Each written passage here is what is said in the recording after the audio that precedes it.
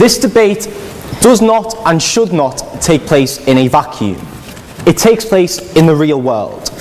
And yesterday, that world was profoundly shaken by a reprehensible act of violence in Woolwich, which saw the soldier Lee Rigby brutally murdered by 2 assailants.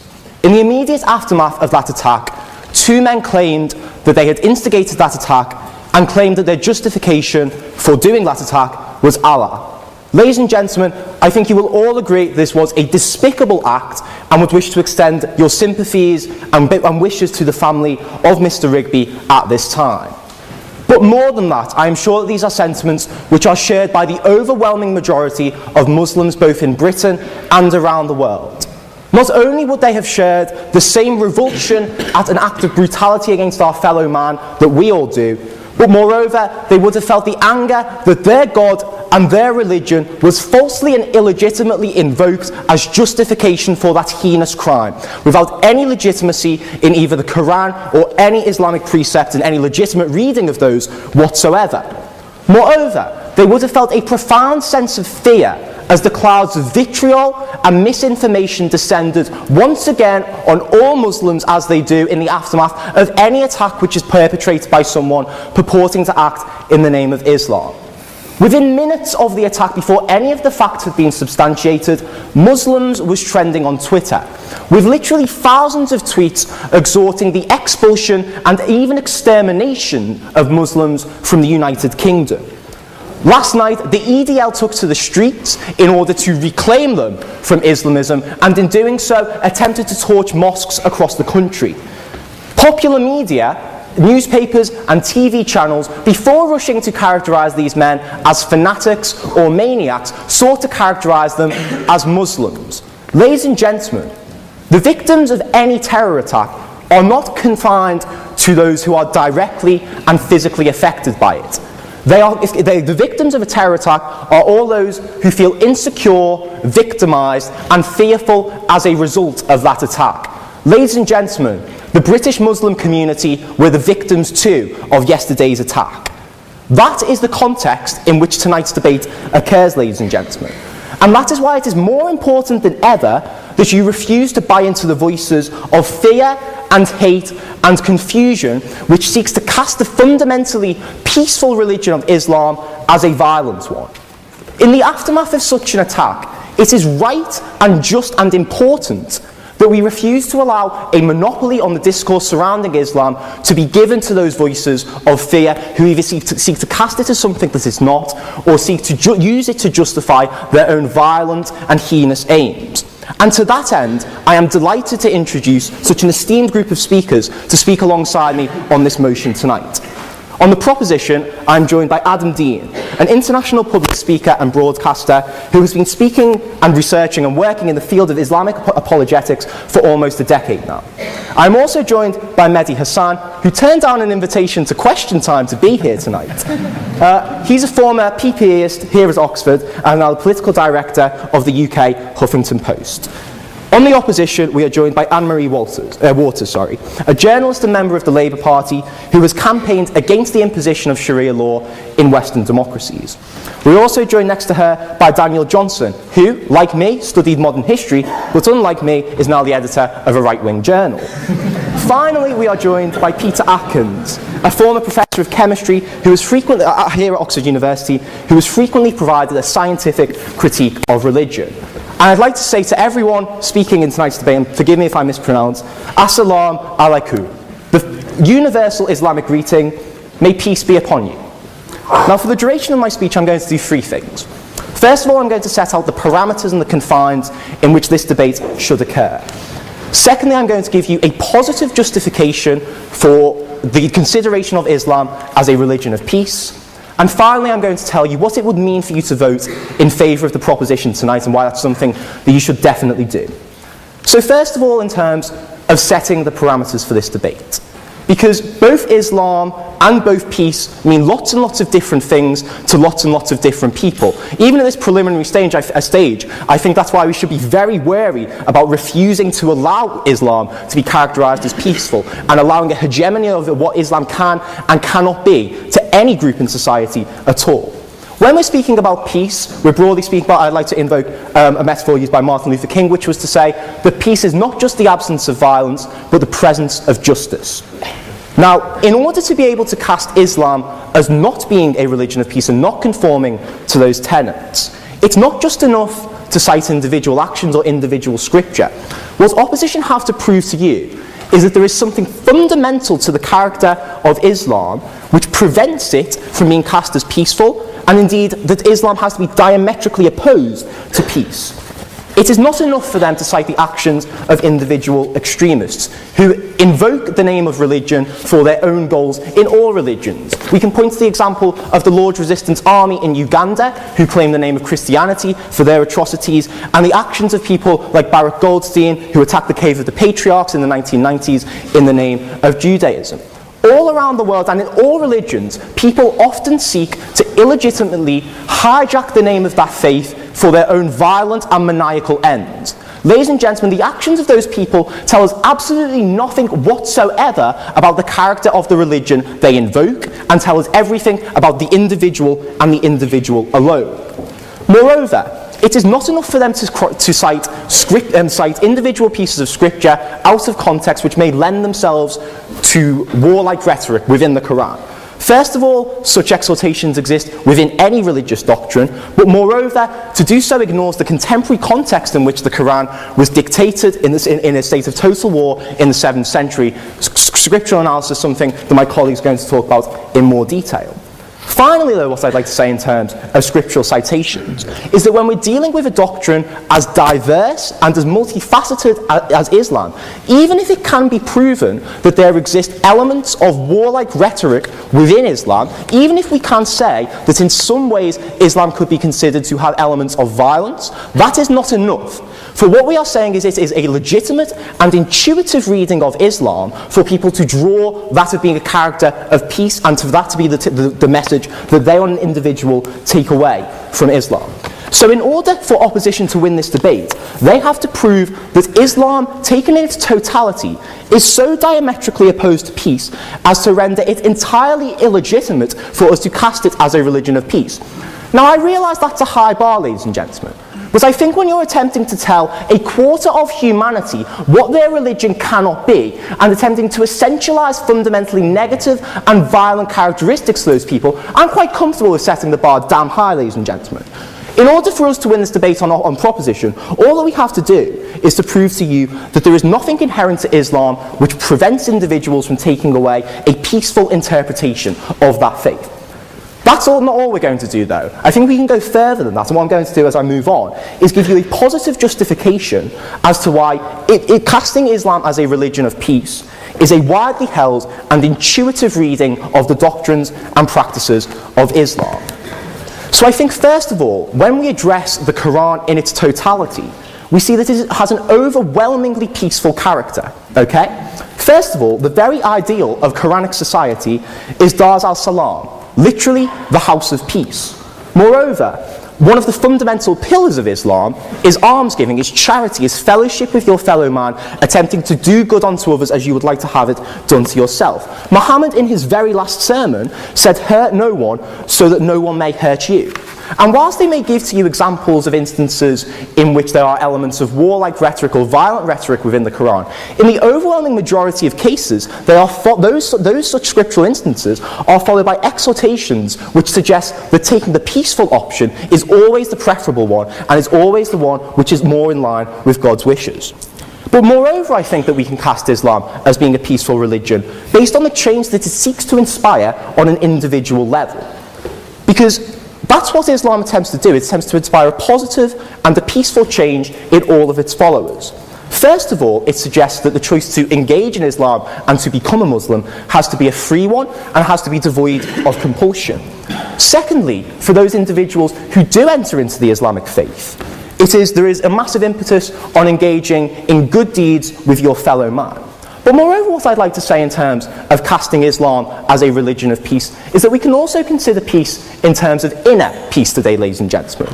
In a confusing world of consumerism and uncertainty, the absolute clarity and certainty that Islam gives to its followers that there is something worth striving for, that it is worth acting in a morally just way, and that there is something beyond this temporal and this material realm, is something that allows people a great sense of inner peace. And that is something invaluable and something that we should not take away based on the arguments of opposition. Now finally, I'd like to tell you what it would mean for you to vote with the proposition in tonight's debate. Because I told you at the start of this debate doesn't occur in a vacuum. Now even if we were to ignore the horrific events of yesterday, in a post-9/11 landscape, what we have witnessed is a decade-long surge of violence, aggression, and human rights abuses directed at Muslims, which have been justified by a sustained demonization campaign. When the Western media and when mainstream media is looking for a voice of Islam, they do not seek out the moderate voices, they do not seek out the reasoned voices, they seek out angry men with hooks, ladies and gentlemen. They seek out people who are setting fire to effigies. There has been a deliberate distortion in the actions of the media in the post-9/11 and post-7/7 world, which has been internalised by many people in society. That's why in the aftermath of yesterday's attacks, Twitter went absolutely mental with people suggesting that we should kill all the Muslims. That's literally something that was retweeted thousands and thousands of times. But what I'd like to say, ladies and gentlemen, is that in the coming days, that's the sort of rhetoric that's going to be predominating in the media. That's the sort of rhetoric that's going to be directed at each and every one of you. And if you vote with the opposition tonight, you're buying into that rhetoric. You are telling people who follow the Islamic faith, you are telling Muslims what their religion can and cannot be, and that it must not be peaceful and must be violent. That is something which essentializes, and that is something that marginalizes. When you walk out that door tonight, you've got a choice between love and hate, between embrace and rejection, between peace and conflict. I hope you make the right choice.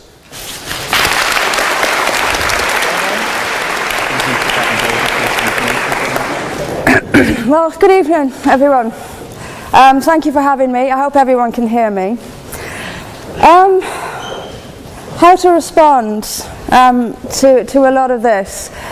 First of all, on the bar, you said you admitted yourself that the bar had been set quite high. I would suggest, though, that the burden of proof is on the proposer rather than on us. It quite clearly says Islam is a religion of peace. I suggest you prove it. We've also been told here tonight when we opened that this debate must take place in the real world. Well, absolutely, yes, it must. It must take place in the real world. And I will describe what Islam is doing in the real world. We can sit and we can debate theocracy day in, day out. We will never agree. We can debate, is there a God, isn't there a God, is the Quran real, isn't it? None of it actually matters. What matters is what happens in the real world, as my opponent quite rightly said. My side of the argument is regularly told that we've heard it again tonight, we were described somewhat as hate. We were told that we are demonizing Islam, whipping up fear of Islam. Not the first time I've been accused of this, probably won't be the last. But let me just say, and let's take this into the real world as we've been advised to do. Let me tell you what actually whips up fears of Islam. We take it from the top. 9/11, the London Underground bombings, Madrid, Mumbai, Mali, Bali, northern Nigeria, Sudan, Afghanistan, Saudi Arabia, Iran, Yemen, Pakistan, death for apostasy, death for blasphemy, death for adultery, death for homosexuality, gender segregation, gender discrimination, unequal testimony between men and women in legal proceedings, child marriage, amputations, beheadings, imprisonment for being raped, anti-Semitism, burqas, execution, as I've said, for this, that and the other, the slaughter of Theo van Gogh on the streets of Amsterdam, death threats on the streets of London, butcher those who insult Islam, Muslim patrols in East London telling people they are entering Sharia control zones, polygamous marriages, marriage not requiring the consent of the bride. This is what causes fear of Islam. It is not me, it is not my colleagues on this side. Point of information on that point. If Islam and Muslims are responsible for the Muslim patrols... I'm not finished. I'm not. No, I'm not. I mean, let me speak on. But the point is that it is not I or my fellow debaters on this side who are causing fear of Islam. It is the actions of Muslims that are causing fear of Islam. That is the real world. That is where we actually live. Then we'll be told that this is just the extreme fringe of Islam. Well, let me have a look at Saudi Arabia. Saudi Arabia, the birthplace of Islam, the custodian of its holy sites. In Saudi Arabia, a woman is not allowed to drive. She is not allowed to leave the house without a mahram. She is not allowed to vote, although they've been incredibly generous by allowing some votes in the next elections. This is apparently the extreme fringe of people are executed for blasphemy, executed for apostasy. In Saudi Arabia, the birthplace of Islam, we'll be told that's the extreme fringe of Islam. No, it is not. Calling Saudi Arabia the extreme fringe of Islam is like calling the Vatican the extreme fringe of Catholicism. Sorry, it just doesn't work. Then we'll be told that we've misunderstood. Violent Muslims have misunderstood. Saudi Arabia has misunderstood. Iran, which stones people to death for adultery, has misunderstood. Yemen, which marries children at the age of 9, has misunderstood. Has there ever been a more spectacularly misunderstood religion than Islam? It seems that these nations who apply it as their laws, nations which have the Quran as their constitution, innumerable nations, where there is no free speech, where there is no freedom of religion, they've all got it wrong. They've all got it wrong. It's quite a spectacularly misunderstood religion.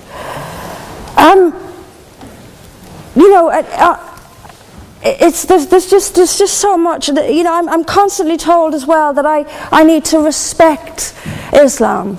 I'm never quite given a good enough reason why. I am under no greater obligation to respect Islam than I am any other beliefs. I'm under no more obligation to respect a woman oppressed in the name of Islam than if she is oppressed by the BNP or anyone else. I am under no obligation to make compromises with an ideology I simply don't see as peaceful. Why don't I see it as peaceful? Because of the evidence. If I look around the world and I see the countries where Islam calls the shots, all I see is brutality and violence imposed by the state. We were told that peace is not just the absence of violence but the presence of justice. Absolutely. I do not see how in a nation where, as the only woman here, I have some particular issues with the way women are treated in Islamic states. Now you can argue that they've got it wrong. Tell them that, because they seem to think that's what it is. Yes, I mean, there's so much to say about it, but is there a peaceful Islam? Yes, there is. It's in the hearts of peaceful Muslims. Unfortunately, though, there's also a rather more objective Islam, and peaceful Muslims have to do some really rather creative interpretation, like the command to beat her. I've seen Muslim women... I didn't stand up for you. Well, I didn't. So if you could just have it. But I knew this would happen. I knew this would happen, by the way. I knew this would happen. What I'm saying is completely controversial and will be booed and shouted down, and I have no doubt my colleagues the same. I knew this would happen. You say anything negative, you'll get the boos. I'm actually going to leave it there. But I will finish just by saying this. There are hundreds of millions of peaceful Muslims. That is a fact. But that does not mean that Islam itself is peaceful.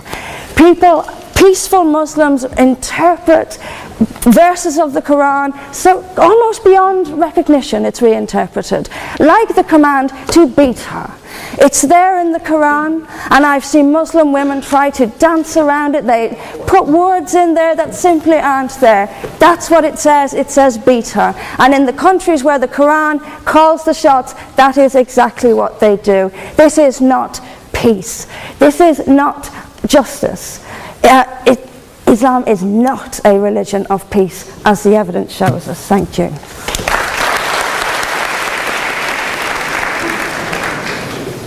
Ladies and gentlemen, good evening. My role this evening will be to present a theological understanding of Islam that the vast majority of Muslims believe and also practice. Now, it's quite easy to assume from the sensationalist headlines that the very idea of speaking about Islam and peace seems nonsensical. After all, a week doesn't go by without an extremist Muslim hitting the headlines.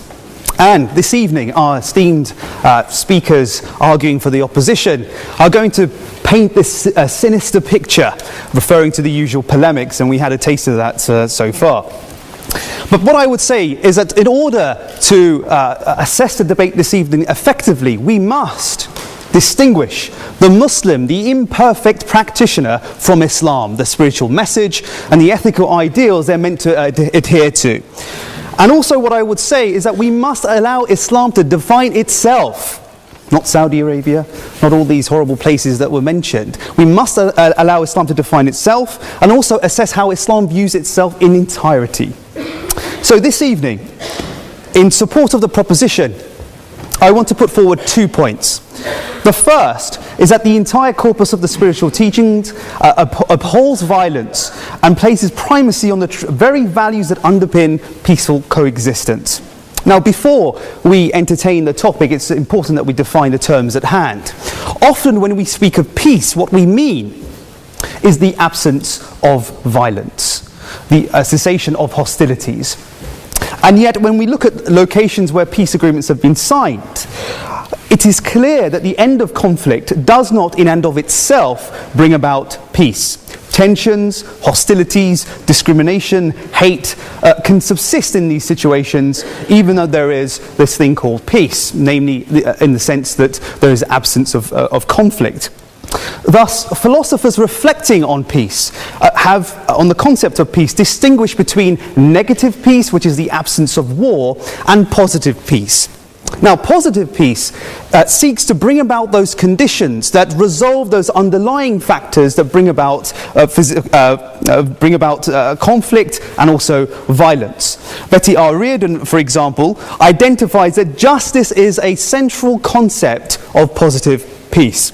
She says, justice, in the sense of the full enjoyment of entire range of human rights by all people, is what constitutes positive peace. Ladies and gentlemen, if we approach the Quran, if we approach the Islamic teaching fairly and objectively, what we will find is that there is a golden thread that runs throughout the entire fabric of the message, and that is justice.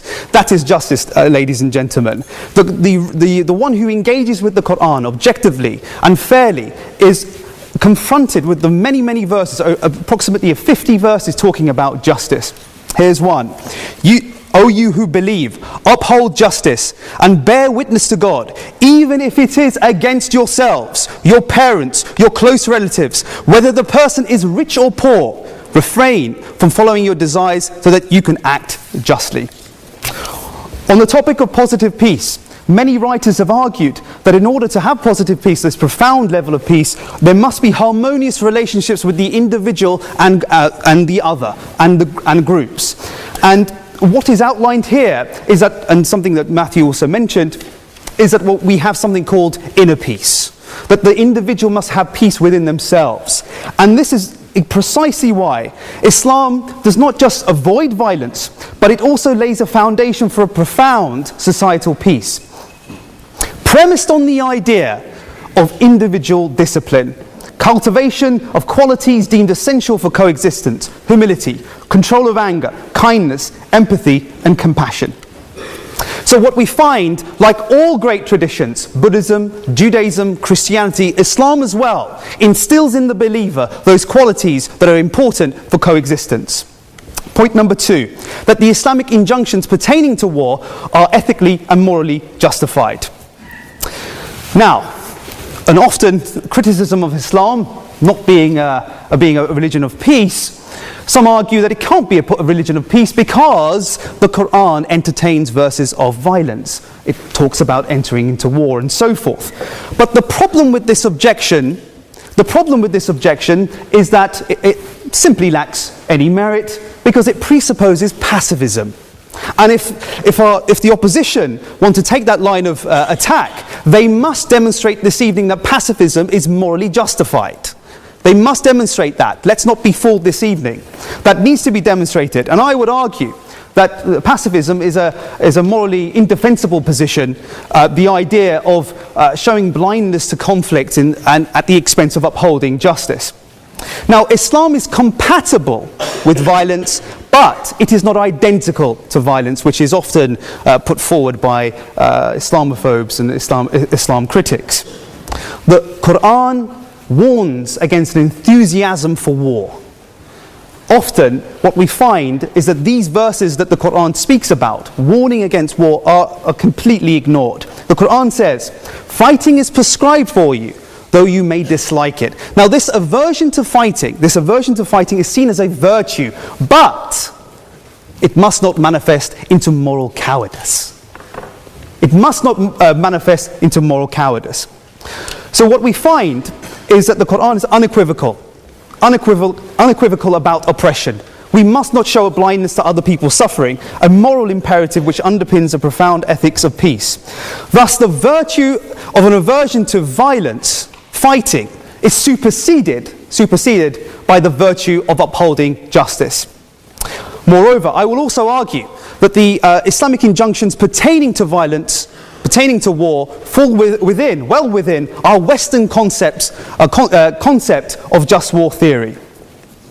Now, according to Mark Evans from the University of Wales, jus ad bellum consists of the right to engage into war, and also all attempts must be exhausted in peaceful means to avoid conflict. Jus in bello is the discrimination in the selection of targets, proportionality, and the just treatment of prisoners. And what we find is that the Quran, the Islamic verses pertaining to war, fall within those categories. For example, God says in the Quran, those who have been attacked are permitted to take up arms because they have been wronged. God has the power to help them. Those who have been driven unjustly from their homes only for saying, our Lord is God. If God did not repel some people by means of others, many monasteries, churches, synagogues, mosques, people see that as being justice, where God's name is much involved, would have been destroyed. What about peace? Here we go. And if they incline to peace, then incline to it also. Rely upon God. Indeed, it is He who is hearing and knowing. Clearly falls within those categories. What about jus in bello? The conditions within war. The Prophet is known to have said that engaging in war, he would say, do not kill children, women, elderly, the sick. Do not practice treachery, mutilation. Do not uproot trees. Do not slaughter sheep, camels, except for food. And what about the criteria of proportionality? Does Islam engage in a disproportionate mode of violence? Not at all. Fighting God's cause, those who fight you, but do not overstep the limits. And God does not love those who overstep the limits. What about the treatment on prisoners? The Prophet, peace be upon him, is known for treating his prisoners of war kindly. He even said that if you eat one morsel of food, please give that to your prisoner. To the extent that he gave a greater portion of food to his prisoners. And they were so embarrassed by the kindness, they couldn't even accept the offering.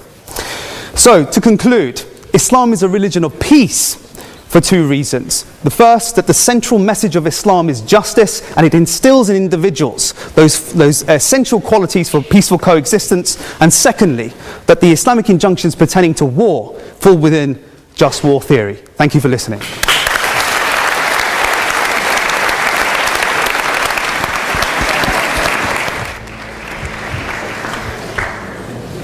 Ladies and gentlemen, I very nearly decided not to come today.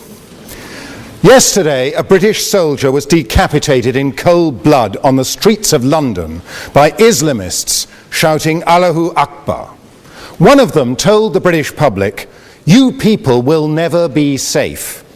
Why should I, a married father of 4, take the risk of questioning the religion of peace at a public debate that will be filmed and no doubt appear on the internet?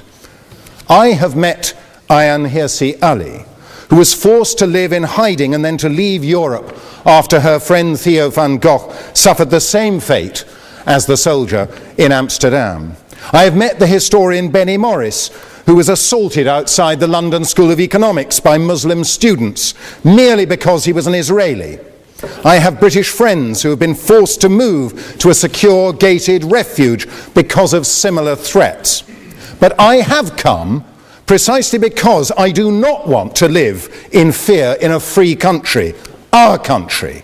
I do not want this great university, our university, to become a place where academics are intimidated. I do not want free speech to die in the land that gave this most precious of liberties to the rest of the world, including many of the 56 states that call themselves Islamic. I do not want Muslim women to endure domestic tyranny. The Pew survey reveals that more than 90% of the world's 1.5 billion Muslims believe that wives must always obey their husbands. 90%. Earlier today, I attended the funeral of a dear friend, Professor Geza Vermes, a man whose remarkable career shows what freedom means and why we must fight to preserve it here in Oxford. It was only because he, unlike his parents, survived the Holocaust in Hungary that he ever came here to found the discipline of Jewish studies. Geza was hidden from the Nazis by the church and after the war became a Catholic priest. But later he criticized the church's attitude to the Dead Sea Scrolls, which he insisted should be made available to the academic world regardless of their implications for the origins of Christianity. Indeed, he became a leading expert and was the first to translate them into English. Later, he left the priesthood to get married and decided to revert to his Jewish roots. Here in Oxford, Geza began to investigate what he called the Jewish Jesus, not the Son of God or even the founder of Christianity, but a charismatic Jewish preacher. Geza challenged Christian orthodoxy at every point, though just before he died he also shocked Orthodox rabbis by showing in an article for Standpoint, the not very right-wing magazine that I edit, that crucifixion had been used by Jewish rulers as well as Roman ones. With a foot in both Jewish and Christian camps, but beholden to neither, Geza enlarged our knowledge of the world of Jesus more than anybody else in our time. I've dwelt on his career, the career of Geza Vermes, for one simple reason. None of it would have been possible in any Islamic country. His change of religion would have been treated as apostasy, despite the fact that the Quran suggests only that an apostate will suffer in the next world. Under Sharia law, it is a capital offence, and many Muslim majority countries do in fact impose the death penalty. The latest Pew survey suggests that a majority of Muslims around the world agree with this draconian punishment. Even worse in the eyes of Islamic authority was Geza Vermes' investigation of Jesus. If he had attempted to apply the same modern scholarly methods to the Prophet Muhammad in an Islamic country, he would certainly have been executed for blasphemy as a non-Muslim or for apostasy if he had been a Muslim. One recent example was a leading Islamic scholar in Sudan, Mahmoud Taha, who was executed for apostasy merely because he presented Islam as a religion of peace, drawing on Muhammad's more conciliatory sayings rather than the warlike doctrines he later adopted. Not only would an open-minded intellectual like Geza Vermes have no place in an Islamic country, but a university like Oxford, in which liberty of research into everything, including Islam, is not merely permitted but obligatory, could not exist. There are no universities in this sense in the Muslim world, and the academic study of Islam, and especially of its founder, has been greatly inhibited by the suppression of free intellectual inquiry. Now, how does this lack of free speech and inquiry bear on the question we are debating tonight? In my view, it is crucial. Islam has the potential to be a religion of peace. No, sorry, I'm not taking points of information. But it will need to evolve a great deal if it is actually to become a religion of peace. Islam cannot evolve unless Muslim authorities, both religious and secular, allow the freedoms we in the West take for granted. Freedom of speech, freedom of the press, freedom of conscience. Of course, these freedoms go together with other basic principles which are absent in those countries. Equality before the law, civil and political rights, constitutional democracy, economic liberty, the separation of church or mosque and state. All these ideas emerged in the West because the Judeo-Christian tradition has always evolved in classical and medieval, Renaissance and Enlightenment periods, and it is still evolving today. As a Catholic, I must acknowledge that it is only in my lifetime that the Church adapted its teaching on the Jews from enemies to brothers. And in order to ensure that the 1.2 billion Catholics could see that the Church banished anti-Semitism in its practice as well as its preaching, successive popes have gone out of their way to reach out to Jewish people. How very different is the situation in Islam. Where Jews and Christians have allowed the reinterpretation of the Bible, Muslim scholars have insisted that the Quran, as the unmediated word of Allah, cannot be reinterpreted. Despite this rigidity, Islam did evolve in its early centuries, but since the medieval period, it has undergone successive waves of fundamentalism intended to restore the faith to its original purity and to impose it, if necessary by force, on the rest of the world. We are living through such a wave today, which includes the Wahhabi and Salafist branches of Sunni and the Iranian-inspired Shia Islam. The overall name we give to these movements is Islamism, or radical Islam. Rather than emphasize the earlier, more pacific elements in Muhammad's teaching, such as his constitution of Medina, which granted equal rights to Jews, Christians and pagans, Islamists emphasize later doctrines, such as the division of the world into the Dar-ul-Islam and the Dar-ul-Harb, the House of Islam and the House of War. We are living apparently in the House of War. Or the draconian enforcement of Sharia law. Not content with the attempt to convert non-Muslims, Islamists stress the obligation to carry out jihad, understood to mean holy war, including terrorism. As we saw yesterday in Woolwich, or a few weeks ago in Boston, radical Islam is not only a threat in the Muslim world, but also here in our midst. It is, in fact, the most direct threat to Western civilization in the world today. It is not enough, it is not enough for Muslim apologists to point to statements of regret after terrorist attacks. They have to acknowledge the truth about their own past and present, the discrimination and cruelty towards non-Muslims, women and slaves that have characterized Islam from its inception. Mehdi Hassan is an exception. In a brave and remarkable article in the New Statesman, he revealed what he called our dirty little secret, that anti-Semitism in the Muslim community is, quote, routine and commonplace, unquote. It was brave because Muslims have reason to fear reprisals when they speak out, and it was remarkable because most Muslims are in denial, encouraged by the pernicious notion of Islamophobia. Because of that notion, the police and other authorities were in denial about the rape and exploitation of girls here in Oxford, an evil that was only exposed at their recent trial. But what other dirty little secrets might Mehdi Hassan like to admit? Who else are Muslims, at least of the radical persuasion, inclined to denounce in private? What do they say about Christians and other non-Muslims, including atheists? What about homosexuals or women whose dress or behavior is un-Islamic? We know what Islamic states do to all these and many other categories of people. They persecute and kill them. They claim the authority of Islam, of the Quran, the Hadith, the Sharia, and their own leading scholars.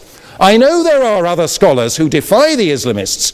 I had the honor of meeting the late Zaki Badawi, the founder of the Muslim College, who fought against the influx of Saudi-funded imams into British mosques, who fought for Muslim integration and who denounced the fatwa against Salman Rushdie. But, Badawi lost all these battles. His leadership role has been usurped by Tariq Ramadan, who occupies a chair here in Oxford. He comes from a very different tradition, that of the Muslim Brotherhood, the vanguard of Islamism. To be blunt, Professor Ramadan is an Islamist wolf in sheep's clothing. Beware of him. A religion of peace has to practice what it preaches. I'm almost done. You only have to watch the news of persecution, war and terror from the Muslim world and beyond to find that religion of peace rings hollow. Peace is not on offer to the rest of us except at a price that is unacceptable. The price of submission to the Islamists who increasingly dominate their fellow Muslims across the globe. One of the Woolwich terrorists told onlookers he had committed his carnage because he wanted to bring our troops back so we can all live in peace. Our troops? He had just butchered one of them. That is not only murder, that is treason. Until it is purged of the radicals who preach in its name, until we can feel safe on our streets again, Islam does not deserve to call itself a religion of peace. I urge you to oppose this motion.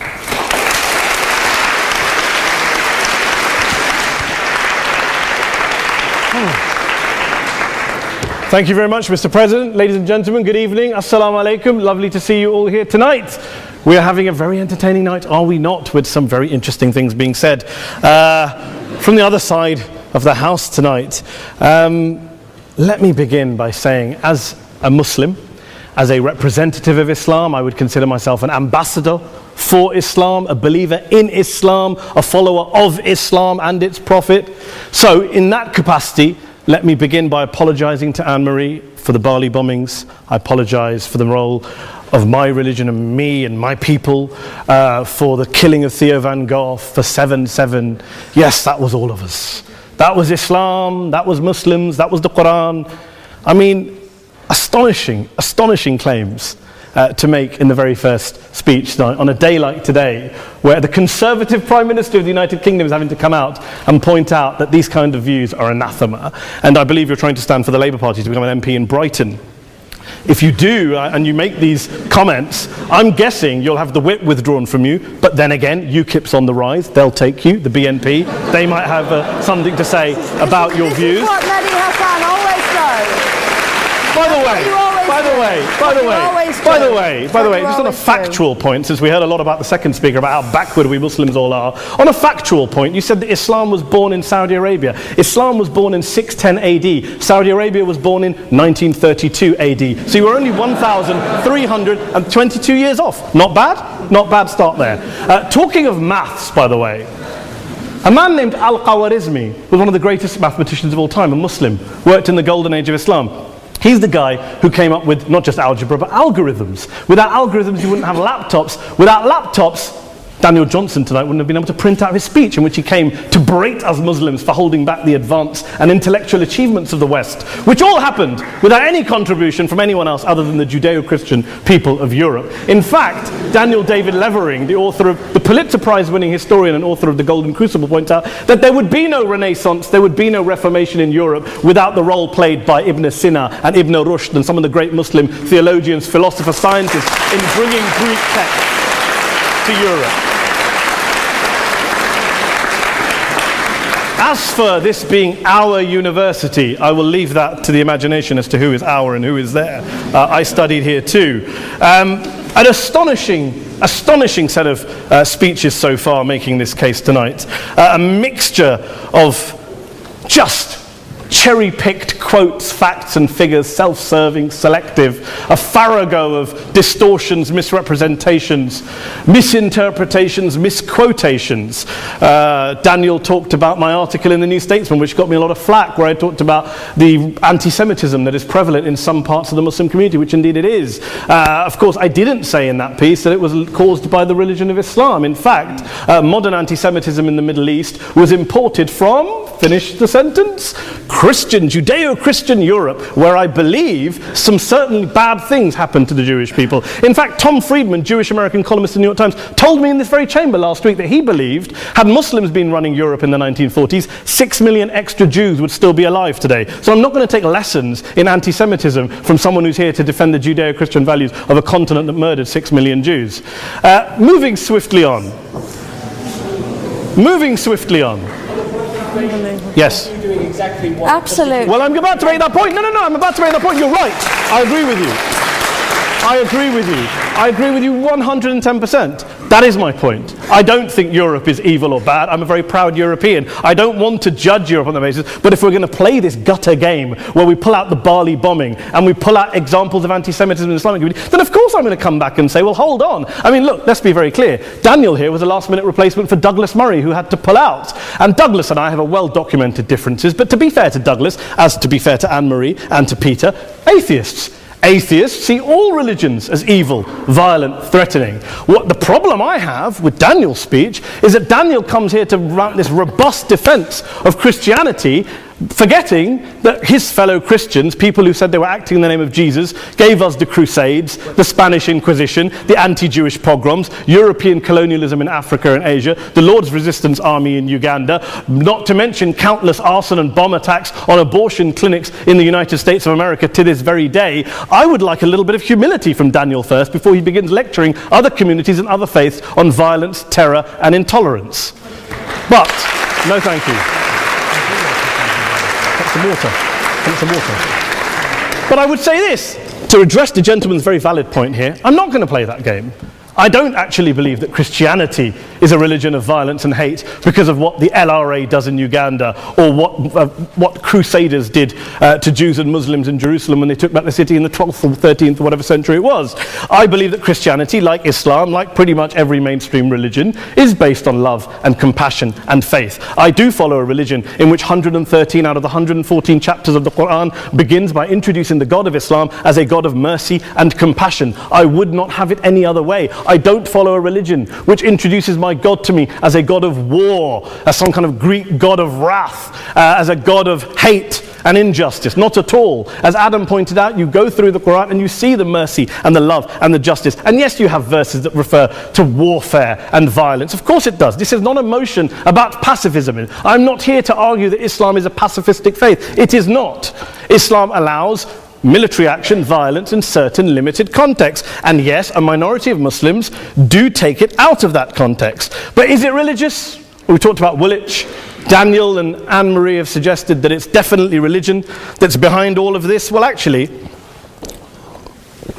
what I find so amusing tonight is we're having a debate about Islam, and the opposition tonight have come forward. We have a graduate in law, a graduate in modern history, a graduate in chemistry, and you know, I admire all of their intellects and their abilities, but we don't have anyone who's actually an expert on Islam, a scholar of Islam, a historian of Islam, a speaker of Arabic, even a terrorism expert or a security expert or a pollster, let alone to talk about what Muslims believe or think. Instead, we have people coming here, putting forward these views, putting forward these sweeping opinions. Listen to Professor Robert Pape of the University of Chicago, one of America's leading terrorism experts, who, unlike our esteemed opposition tonight, studied every single case of suicide terrorism between 1980 and 2005, 315 cases in total. And he concluded, and I quote, "There is little connection between suicide terrorism and Islamic fundamentalism or any of the world's religions. Rather, what nearly all suicide terrorist attacks have in common is a specific secular and strategic goal to compel modern democracies to withdraw military forces from territory that the terrorists consider to be their homeland."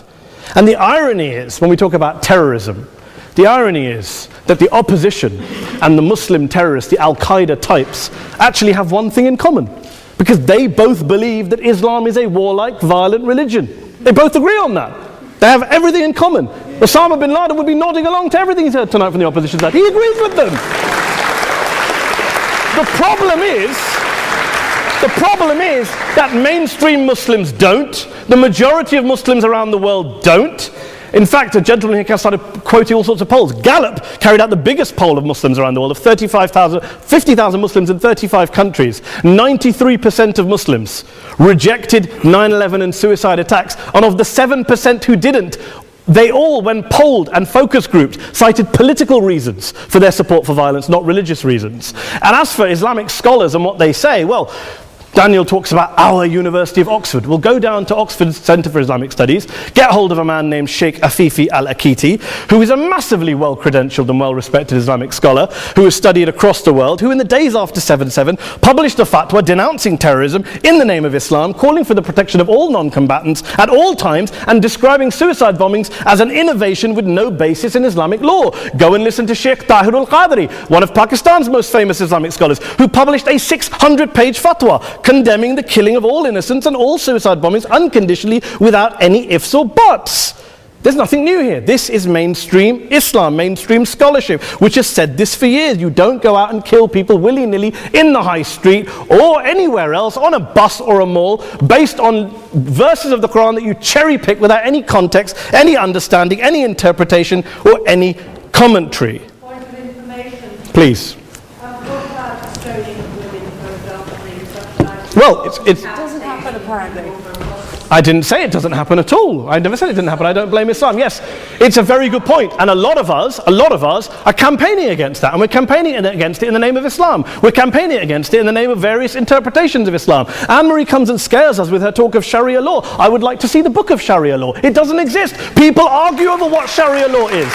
And you empower the extremists by saying there is only one version. You empower them all. I don't believe you took any interruptions, Anne-Marie, so I think you should stay there for a moment. Several countries.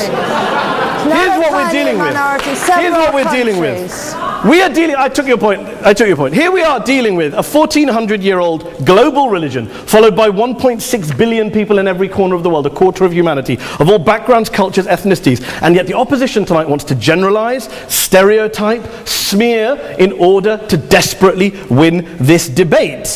And here's my question, if we're going to generalize and smear.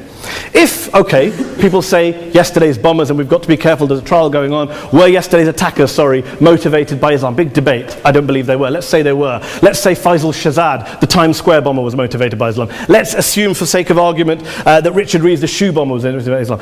If Islam is responsible for these killings, if Islam is what is motivating these people, and Islam is therefore not a religion of peace, a religion of war, then ask yourself this question: why aren't the rest of us doing it? Why is it such a tiny minority of Muslims are interpreting their religion in the way that the opposition claim they are? Let's assume there are 16,000 suicide bombers in the world. There aren't. Let's assume there are for the sake of argument. That's 0.001% of the Muslim population globally. What about the other 99.99% of Muslims who the opposition tonight either ignore or smear? The reality is that the rest of us aren't blowing ourselves up tonight. The reality is that the opposition came here tonight not worried about the fact that me and Adam might pull open our jackets and blow ourselves up tonight because we're followers of a warlike warrior religion which wants to take over Europe and Daniel's university. The issue is this.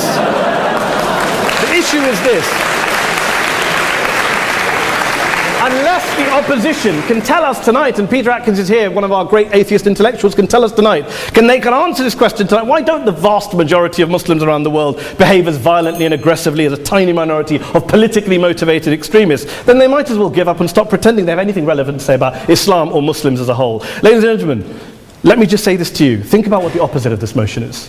If you vote no tonight, think about what you're saying the opposite of this motion is. That Islam isn't a religion of peace, it's a religion of war, of violence, of terror, of aggression. That the people who follow Islam, me, my wife, my retired parents, my 6-year-old child, that 1.8 million of your fellow British residents and citizens, that 1.6 billion people across the world, your fellow human beings, are all followers, promoters, believers in a religion of violence. Do you really think that? Do you really believe that to be the case? They say that in the Oxford Union, the most famous debate was in 1933 when Adolf Hitler looked out for the result of the King and Country motion, where they voted against fighting for King and Country, and Hitler was listening out for the result. Well, tonight, 80 years on, there are two groups of people around the world who I would argue are waiting for the result of tonight's vote. There are the millions of peaceful, non-violent, law-abiding Muslims both in the UK, Europe, Asia, Africa and beyond, who see Islam as the source of their identity, as a source of spiritual fulfillment, of hope, of solace. And there are the phobes, the haters, the bigots out there who want to push the clash of civilizations, who want to divide all of us into them and us and ours and their. Ladies and gentlemen, I urge you all not to fuel the arguments of the phobes and bigots. Don't legitimize their divisions. Don't legitimize their hate. Trust those Muslims who you know, who you've met, who you hear, who don't believe in violence, who do want you to hear the peaceful message of the Quran as they believe it to be taught to the majority of Muslims, the Islam of peace and compassion and mercy, the Islam of the Quran, not of Al-Qaeda. Ladies and gentlemen, I beg to propose this motion to the House. I urge you to vote yes tonight. Thank you very much for your time.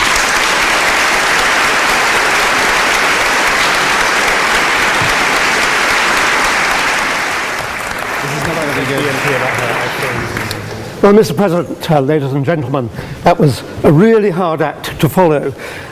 It is my duty, I think, this evening to try to respond to some of the challenges that have been put forward by the proposers, such as us not being particularly philosophical about the approach to Islam, us taking particular instances and ignoring the whole.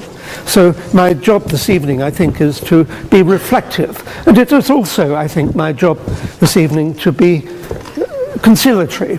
I hate being conciliatory, but I'm going to try to be conciliatory this evening. But nevertheless, I will stand by opposition totally to the motion this evening. I'll begin by admitting that there is indeed a great deal of good in Islam, as we've heard from that side in particular. Like all religions, Islam is a supermarket of ideas, of instructions and exhortations that good men can select according to their appetites. The trouble is that bad men can select according to their own appetites too. The trouble with Islam is that, as we've heard at considerable length on this side of the house, is that for some reason, though, although it professes peace and has generated art and literature of exquisite beauty, so giving peace to the sensitive soul, which was one of the barbs that were thrown across to our side of the house, it does in practice seem to inspire violence rather more openly than the other Abrahamic religions. And indeed, thinking about what Mehdi has just said, all the terrorists who were mentioned were Islamic terrorists. That, I think, is something that you should take on board. My colleagues have catalogued a number of its iniquities, and I shall not add to them, for the unspeakable speaks for itself. I would add, however, that when in a few minutes you come to consider how you will vote this evening, then you should not weigh good and evil equally in the balance. It is the case that one evil outweighs one good many times over. For loss of life, inhibition of aspiration, barbaric punishment and imposition, and intellectual stifling cannot be assuaged by acts of hospitality, however generous. All the seas in Carnadine cannot wash blood from a religion's hands by an act of piety. The evils will have destroyed a human life, as they did yesterday, and that life cannot be restored by charity. For every evil act inspired by Islam, even though the perpetrator is regarded by the rest of Islam as a deviant, 10, 100, or 1,000 inspired good deeds are not enough compensation. Now, as we've agreed, Islam seems peculiarly suited to the inspiration of violence. It's responding to your challenge earlier this evening at the beginning of the debate. It's appropriate to explore why. For then, no, I can't.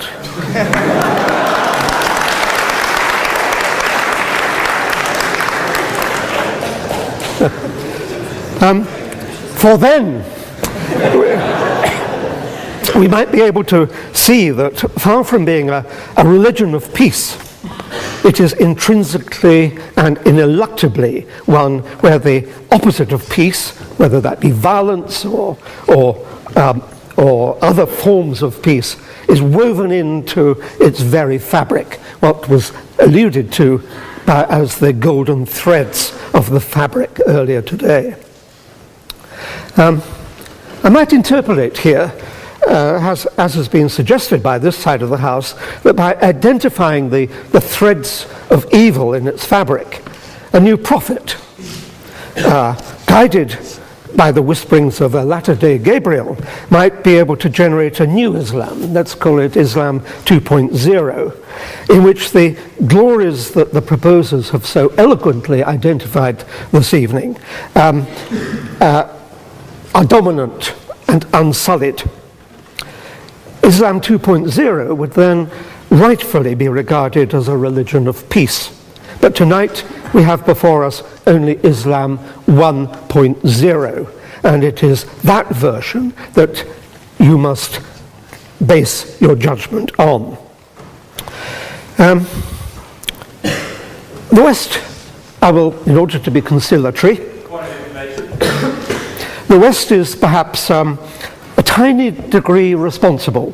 I will refer to the West and accept some responsibility for the excesses of Islam, but not for its intrinsic character. The West, with its liberal and encouraging attitude towards fellow man and man's intellectual achievement, has perhaps been too hasty in its aim to share its enlightenment. That impatient haste has been perceived as cultural imperialism and has fanned the embers of discontent into sometimes flaming hatred. The West's joy at stumbling into the Enlightenment and its impatient zeal to liberate minds and share personal liberty as soon as possible has perhaps encouraged the seeds of evil in Islam to flourish. But Islam itself must take responsibility for those seeds. It would be a brave man, of course, who said anything against the purity and brilliance of the Prophet, of course, and I must vehemently dissociate myself from the views of the infidel scholars that I am about to share. There are three issues that those disgraceful and disrespectful Enlightenment liberated scholars so scurrilously identify. One is that Muhammad, if it is in fact true that he ever existed, was a robber baron, perhaps a psychopath, possibly a schizophrenic, and certainly a warrior who made his pronouncements in time of war. Although, of course, none of that can possibly be true, were it to be true, it would account for the bloodthirsty surahs that pervade the Quran and are found in the Hadiths, and the sense that copious bloodshed is the characteristic of a prophet. We only have to look to the modern mafia, the same scurrilous scholars say, to see how control is exercised by barbarity. My second issue is to remind you that if you take the view that the litmus test of the propagation of peace is the adoption of the Universal Declaration of Human Rights, then Islam, in the view of many of those same scurrilous scholars, is a desert.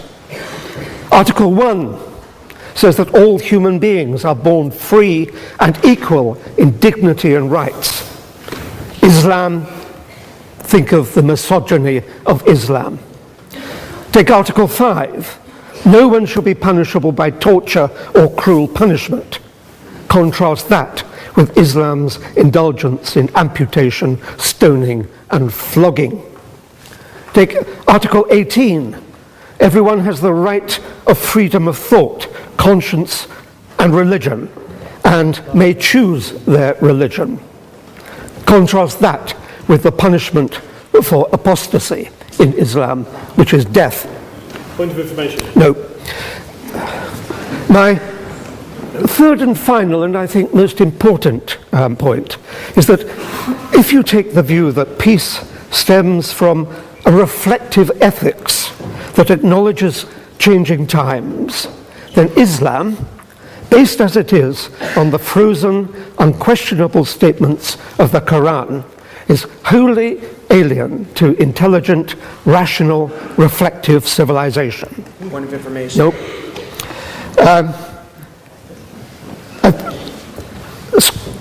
Scholars point out that the rules of Islamic law are valid by virtue of their mere existence, not because of their rationality or their sensitivity to progress. Islam, they say, is a religion without ethics, for ethics necessarily involves the questioning of foundations, which Islam forbids.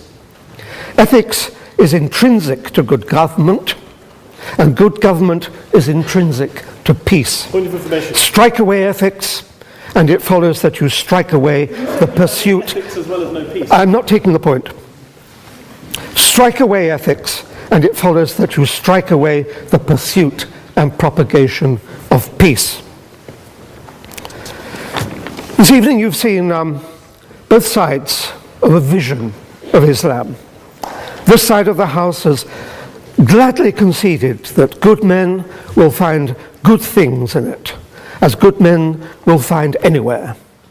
But we, through examples of the behavior that Islam inspires and often condones, and by seeking to show that Islam has an intrinsic fault, long for Islam 2.0.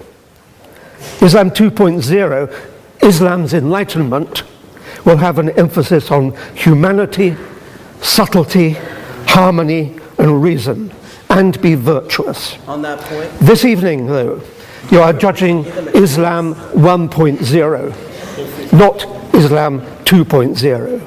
By opposing the motion, you will be encouraging the emergence of what most of humanity really longs for, but which does not yet exist. Please, for the sake of humanity, oppose.